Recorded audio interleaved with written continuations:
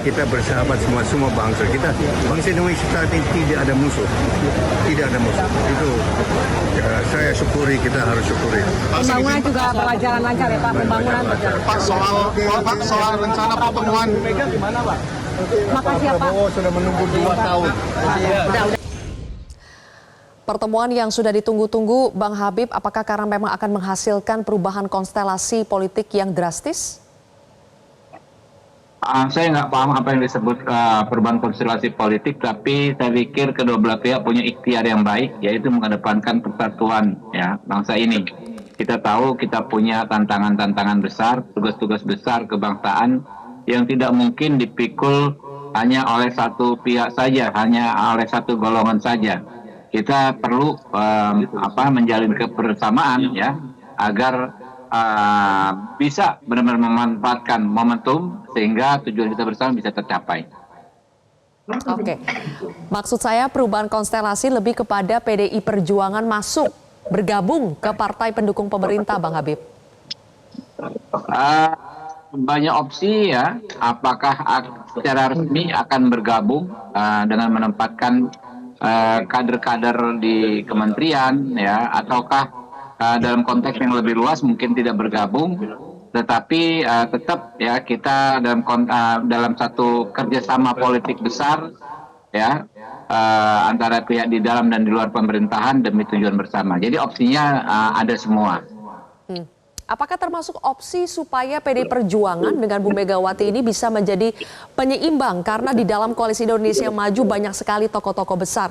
Nantinya ada Pak Prabowo sebagai presiden terpilih, ada Presiden Jokowi juga, ada Presiden SBY, dan sekarang ditambah Presiden Bu Mega yang semuanya mantan presiden. Apakah ini akan menjadi penyeimbang kekuatan?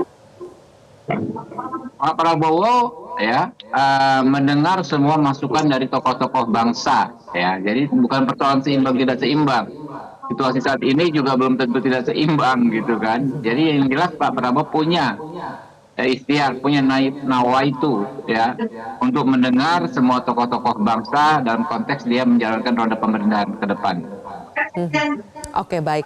Gus Romli, kami mendengar suara-suara baik itu di internal PDI Perjuangan maupun di luar agak terbelah antara yang menginginkan dan tidak menginginkan pertemuan ini, atau antara yang menginginkan PDI Perjuangan bergabung ke dalam pemerintahan dan yang tidak menginginkan PDI Perjuangan bergabung dalam pemerintahan. Sebetulnya positioning PDI Perjuangan sampai hari ini, dan mungkin apakah positioning PDI Perjuangan ini akan dibawa dalam pertemuan Bu Mega dengan Pak Prabowo nanti, apakah akan berada di luar atau di dalam pemerintahan?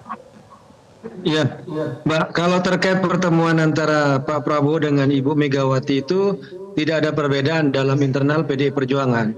Kami satu suara, kami mendukung pertemuan antara Ibu Megawati dengan Pak Prabowo Subianto dalam konteks pertemuan dua tokoh, mencairkan suasana dan juga memberikan dukungan kepada Pak Prabowo yang akan dilantik pada 20 Oktober nanti. Jadi soal pertemuan ini tidak ada perbedaan di internal PDI Perjuangan.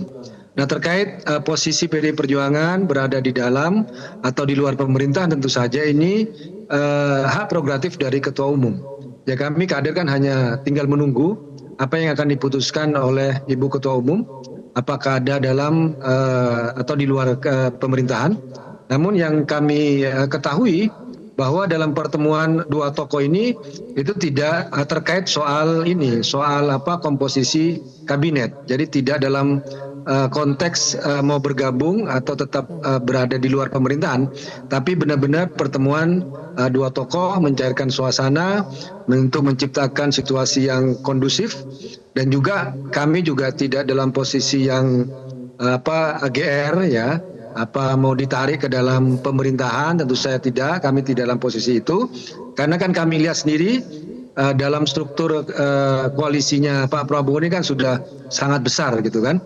Nah, sementara kalau kami melihat, mencermati dari suara-suara yang ada dari publik, kemudian dari hasil Rakernas PDI Perjuangan yang terakhir pada bulan Mei 2024, itu tujuannya untuk membangun demokrasi, check and balances, dan membangun kekuatan penyeimbang. Tapi apapun yang menjadi keputusan Ibu Ketua Umum, dan kami semua kader PDI Perjuangan menunggu hasil pertemuan antara Ibu Megawati dengan Pak Prabowo Subianto. Demikian, Mbak. Oke.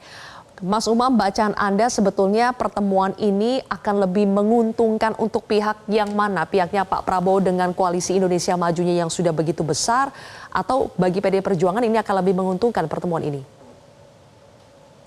Sebenarnya dalam konteks ini simbiosis mutualisme, masing-masing memiliki titik keuntungan strategis dalam konteks politik ke depan.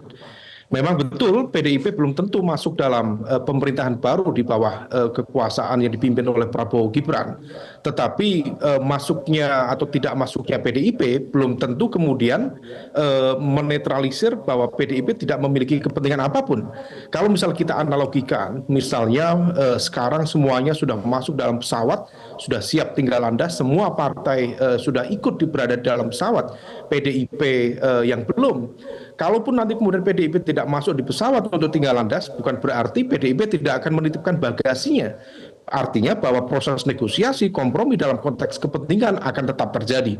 Apakah itu political bargaining ataukah legal protection, tentu itu adalah menjadi bagian dari sebuah dinamika sekaligus proses kompromi kekuasaan yang ada.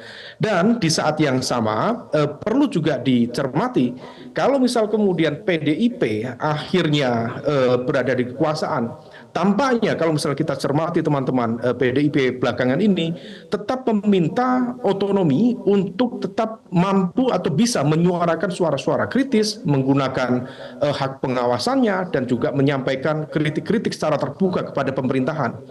Dalam konteks tertentu baik, artinya bahwa proses pengawasan tetap berjalan meskipun menjadi bagian dari pemerintahan, tetapi di saat yang sama corak dan juga karakter skema koalisi seperti itu rasa-rasanya sangat berbeda dari 9 tahun kekuasaan di bawah Presiden Jokowi, di mana waktu itu PDIP menjadi bagian dari the ruling power, di mana setiap berada di dalam kekuasaan maka harus tunduk, disiplin, dan menjalankan apa yang menjadi putusan dari pemerintahan itu sendiri yang di backup penuh oleh the ruling party, dalam konteks ini adalah PDIP.